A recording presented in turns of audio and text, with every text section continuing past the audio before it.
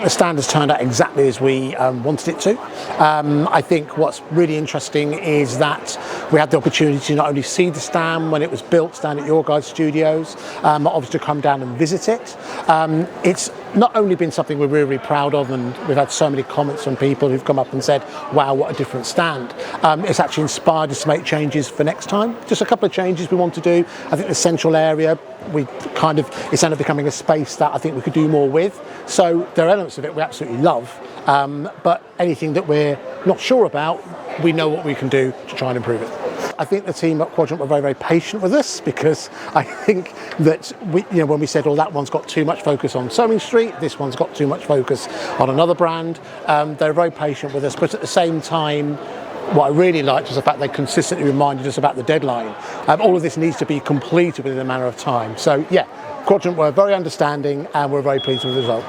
The whole process of being able to choose a set that was modular, that we could adapt for each event, because each event is different, the space we get is different, and the message that we're trying to put across is different. So I'd say that was one of the main reasons why we wanted to work with Quadrant, and they came recommended to us by one of our preferred suppliers as well.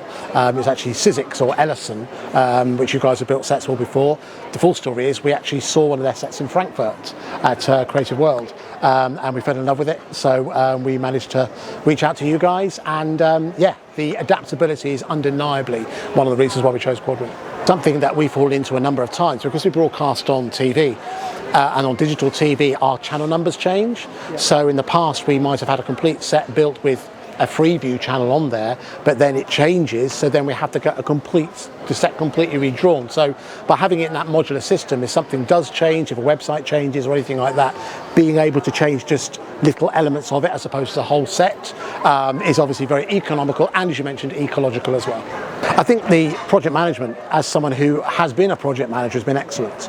I think, is it Caitlin? Yeah. She's been fantastic, because again, I refer back to the point that the skill of a project manager is to make sure that everything happens on time.